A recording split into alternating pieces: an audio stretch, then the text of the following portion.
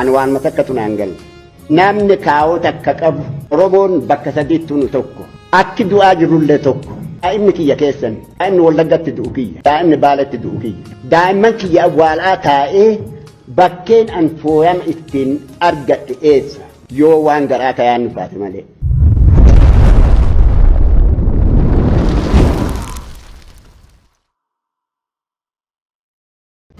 Anwaan matakkatu naangal erga dhaladhe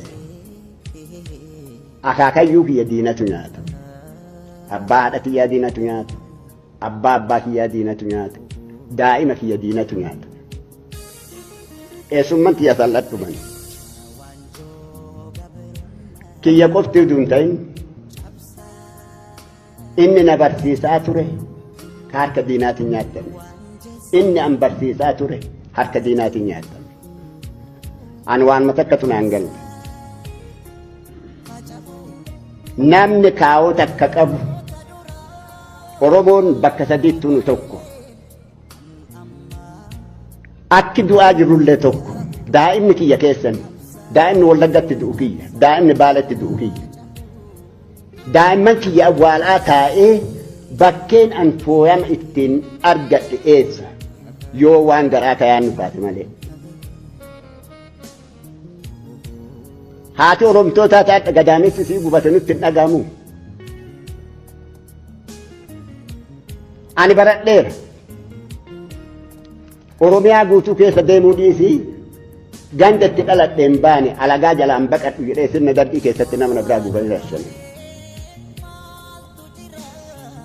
Akka mootummaan kun dhufeen bilaatteen kaampii waraanaa namni duraa dhaqee fanjii haa qulqulleessu jedhanii oofan ana. Mucaan tokko Boorana Daawit Godaanaa.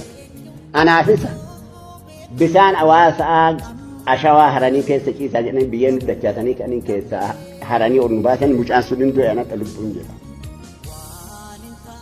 Bara 69 Ahmad Bunaa gaafa natti dhufee Adventis paamfileetii natti kenne facaasee gaafsanis hidhameera.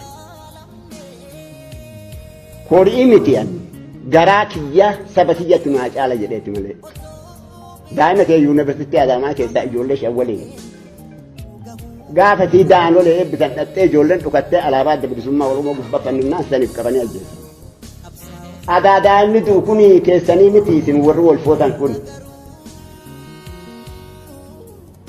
Dhiinni haadha Oromtootaa Qilinxoon balbalatti jigaa keessanii miti.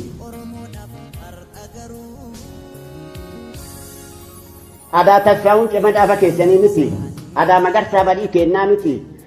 Lafeen nishaagaa lafa jedhamtu ogaadeen dhumte teennaa miti. Nuti Ameerikaallee deemnee Ameerikaan taane. Goondar ittillee Goondariin hin taane.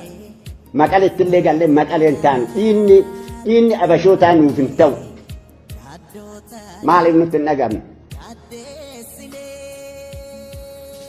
Nadhii Gammadaa fuudhee dhaleedha. Arsiif manaa ba'ee Wallaggaa Arsii gumii shaneeti gumii maaliiti wali jedhu ilmi hattichaa ilma hayyichaa ta'a. Wanni itti qaana'u hin jirtu beeka Oromiyaa keessaa hin baane. Baqqalaa Dawaan gaafa qaban ture hin baane biraa hin ba'u ammas hin ba'u biyyatti gala malee akka daa'imman an dhaleef fakkeenyi Oromtoonni dhalan biyyatti galan san biyyatti galla malee garri baan hin jiru. Haadha manaatiyya bara waggaa lamaadhaa gadaamessa kanaa waan hin taane dhaltee jedhanii Shaashamannee gabbuusanii tumaa turanii adda namummaa baase.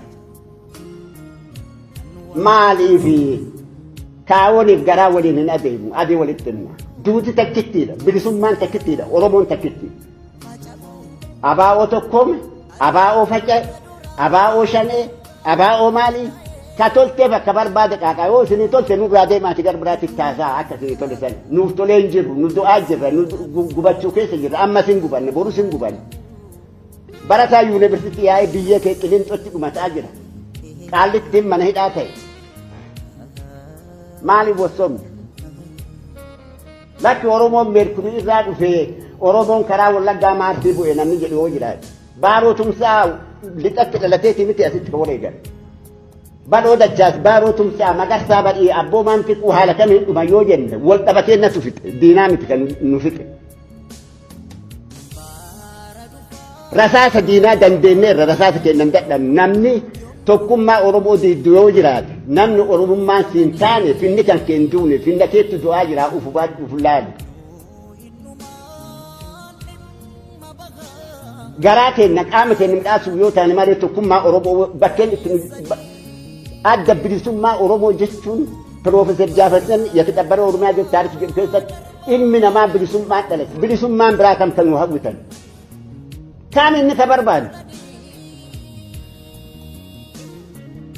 Saayila Sillaaseen akaakayyuun Minilikii waan inni jedhe hin beektu kitaaba keessaa Oromoo dhayi gaafas Oromiyaa nyaattaa gaafas Oromiyaa qabattaa jedheen gaafa bishee garbaa qabanii kennan Oromootu qabee kenna qabiidhaa waan adee Oromoo micciiranii gaafa haadha isaa harma muran gaafa nu kolaatan gaafa sanni geessoo kolaatan gaafa ujunee baajee qalan gaafa bishaa bushee qalan tukee maammaati Oromoon Minilikiin harkatti qabatee qawween bakka amaarri waaqa jalaa baqatu jedhu bu'aa garaa ofiiti. Ammas nu tokko lafeen teenna takka dhiini keenna tokko daa'imni wallagga du'aan kiyya du'aa jira daa'imni baala du'aa jiru kiyya du'aa jira daa'imman harargee akka waan volkaanoon lafa jalaa dhoo'ee harka namaatiif wodhaba kennaan ilma namaa mana haasanii akka galaba amanitti ijaaraa jiraataa jiru. Nu saaxinii badhaa keessan nu awwaalanii socho'arra malee uummata du'ee lafa jiru. Mammaaka tokkotu jira. Qorri attam namana jennaan inni bullukkoo uffata inni mana oo'aa keessa jira. Na'aa miti warra xaaqaan bulu gaafadhu jedheen. Haati Oromtootaa isinitti mudhanne hooggantoonni maqaa Oromootiin biyyaa baatan. Daa'imman Oromoota awwaalaaru isinitti mudhanne. Daa'imman keessan biyya biraan qabnu biyyee biraan qabnu Oromoo biraa tamaa meerkurii irraa maarsiin irraa nu buutan qabnu. Deebii kana yoo namni bu'aa mataa ofii hin ilaalu yoo ta'e waan haga firee gumaaqee fi namni ummanni natti dhagama ba'aa ummataa baadhawoo jedhe waan haga gumaaqee fi waan ofii yaadataanaa ummata isa waraabessan nyaataa jedha sirriidha waraabessuun nyaateera bu'aa mataa kennaa laallee jiraadheera jiruu jiraadheera ani walaa ilaallu yoon wal kabajjine yoon wal jaalanne diina dhukaasa malee biyya teenna abbaa biyyaa irratti taana. Haalli walitti kabajjinee qaroomnee haasofnu hin jiru. Du'aa jirra, adhallee du'aa jirra, kaleellee du'aa jirra, ammas wanti nu siqu wayitu hin jiru. Gaanoo waa nu siqan gaafa nu tokko taane. Gaanoo waa nu siqan yoo sammuu barannee ittiin jirru muuxannoo qabnu tana tokkummaa teennaa yoo oolchine. Haga bara sadi adhaatitti ani dhageenye abaa'oo lama ta'e amma dheengadda gaman hidhaatii bahe akka uummata keessa bahuun dhabe. Maallaqa irraa kadhatanii daandiitti yatana naa jabeessi jedhaa uummatatti facaasaa jiran. Ani gumii ebaluuti ani maali bilisummaan biraa kam ka barbaannu maallaqaanis maaliinillee tokkummaan teennaa ijaaramtu malee gatiin tokkummaa teenna diiguuf akka gadi baanee wal dubbinnu dhabneerra ijoollee kalee waliin rakkataa turre waan ebalu san ta'eera ebalu kana ta'e waraabessi diidaa kan nyaataa jiru hagana onneen keenya nu dhoone. Mana hidhaa keessa innaa jiru nagaan jiraataa turre amma haga mana hidhaatii baanee jenne nagaa dhabne uummanni keenya addaan qoodamee jira hooggantoonni afaan tokko nuuf ta'a. Nu Oromoo tokko garritti dhaqnu jiru qabriin teennallee jalaan hin baatu dhiiga lafatti jigeeru haa laallu. Baroodaa birruuf haa laallu. Dheeressaaf haa ilaallu ka harka isaa raammoo nyaatee irraa fixe gaafa sannatu mana hidhaatii fuudhee goojjoo tiyya keessa kaa'ee of biraa dabarte gaafa zuwaa irraa bara 1994 hennaa isaan baansan. Hin baane biyyattii kana keessaani. Inuma jiraadha akka nama tokkoo Keeniyaa dhaqee jiraachuu dadhabeeti miti. Gumaa lafee daa'imman teennaatiif gumaa abbootii kennaa utuu hin baafne garri dhaqni hin jiru jennee teenne yoo faffacaane gumaa biraatti nutti galaa wal hedduutti akka balaan nutti hin uumamne. Ofaa ilaallu salphannee jirraa kufnee jirraa kadhattuu taanee jirraa biyya wayii hin qabnu addaraashi abbaa biraa keessa taa'aa jirraa addaraashi keenya hin qabnu.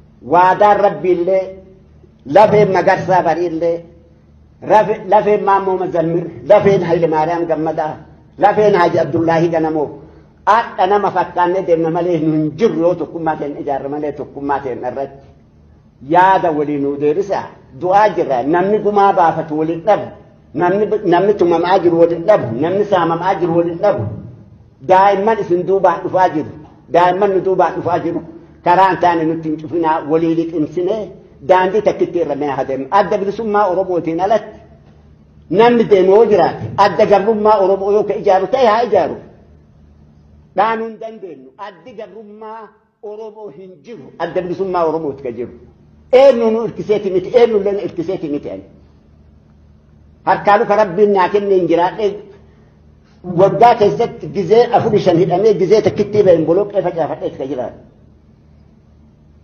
dhiiga daa'imman kiyyaa ka jigaa jirtu dhiiga abbootii keenyaa ka jigee jiru fafa baannee akka wal nuu danda'a anis hin dabra isinis hin dabritani daa'imman hin dabrine tabarana wallaggatti yoo namni du'ee jedhu maaf namni keenya du'a jettee tokko taateetu diina hollachiisee dhiiga Oromoo lafatti jigatana biyyeetti darbaa jedhanii akaaffaa harka isaanii nama nutti erganiira malee daandii bilisummaa wayitu ammallee arganneetu hin jiru. Utuu wal dhabnu eenyutu nu dhiisa. Kan akka godhu rabbi nu haa gargaaru lafee lafa jala jirtu lafee Maammoo Mazammir lafee Nadhii Gammadaa lafee Saanyaa Arguu lafee Magarsaa Barii an islaamummaaf hin baane an kaabaaf hin baane isin jettu sun isinitti haa dhagahamu. Boru hinduuna nu martu waan hinduuni dalannee akka darbinu rabbi nu haa gargaaru lafeen jaallawwanii akka nun ilaalle lafeen jaallawwanii akka nutti hin gaddine dhiiga daa'imman keenyaa irra dhaabannee waan biraa akka hin dalanne afaan tokko rabbi nu haa godhu afaan tokko ta'uu haa yaannu jedhaan.